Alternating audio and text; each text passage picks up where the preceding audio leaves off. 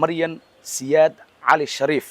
gabadha shalay baraha bulshada qabsatay ee ka tirsan ciidanka xoogga dalka Soomaaliyeed hooyo Soomaaliyeed oo caruur gacanna ku korinaysa gacanna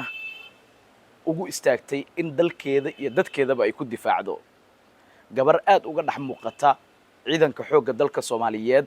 xilliyada ay ku sugan yihiin xaaladaha adag ayna ku jiraan dib u xoreynta dalka iyo sidoo kale deegaanada howlgallada laga wado shalay xerada Beledoogle waxaa ka dhacay munaasabad lagu dalacsiinayay ciidamo ka tirsan kuwa xoogga dalka Soomaaliyeed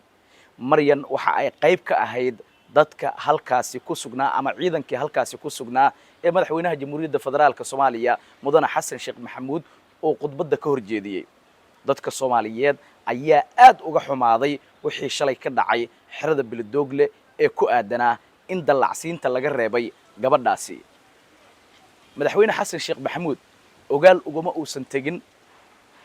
qof dalkan iyo dadkanba u soo halgamay haddana gabara hooyo Soomaaliyeed haddana ah kana tirsan ciidanka xoogga dalka Soomaaliyeed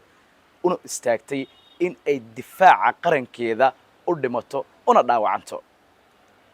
balse meesha waxa la tilmaamayaa in ay ku jirto gacan bidixayn ku aadan saraakiisha ciidanka xoogga dalka Soomaaliyeed iyo sidoo kale taliska ciidanka xoogga dalka oo dhaliilo fara badanba ay dul hoganayaan xilligan marka la eego gabadhaasi iyo hanaanka looga reebay ciidankii la dalacsiinayay gabadhan ayaa ah gabar muddo dheer ku soo jirtay ciidanka xoogga dalka Soomaaliyeed sanado badanna ka tirsanayd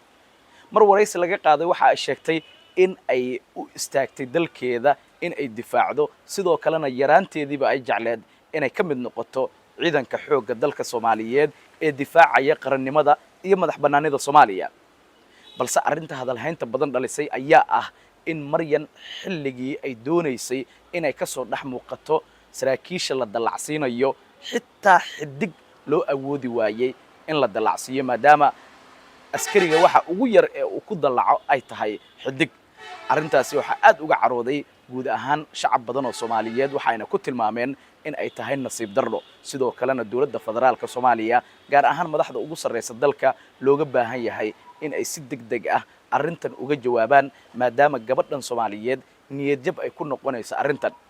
barteeda bulshada ama barteeda Facebook qoraal ay soo dhigtay waxa ay ku sheegtay in aysan doonaynin in ay ka hadasho wixii dhacay laakiin waxa arrintaasi ay u muuqanaysaa xilligan inay tahay mid laga xumaado sidoo kalena dadka Soomaaliyeed guud ahaanba arrintaasi ay ka kaceen baraha bulshadana ay aad u qabsatay gabadhan Soomaaliyeed ee xilligan laga reebay dalacsiintii loo sameynayay qaar ka mid ah ciidanka danab waxa xusid mudan in qaar ka mid ah askartii shalay la dalacsiiyay in ay iyadu uga soo horeysay ciidanka xoogga dalka soo qabatay wax badan oo iyagu aysan qaban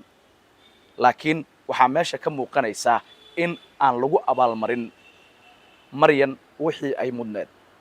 balse shacabka Soomaaliyeed ayaa ka dalbaday madaxda dalka in ay arrintan il gaar ah ku eegaan sidoo kalena wax laga qabto haddaba haddii aad daawanayso fariintan waxaan ka codsanayaa in aad sii share gareyso sidoo kalena muuqaalkan meel dheer gaarsiiso si looga jawaabo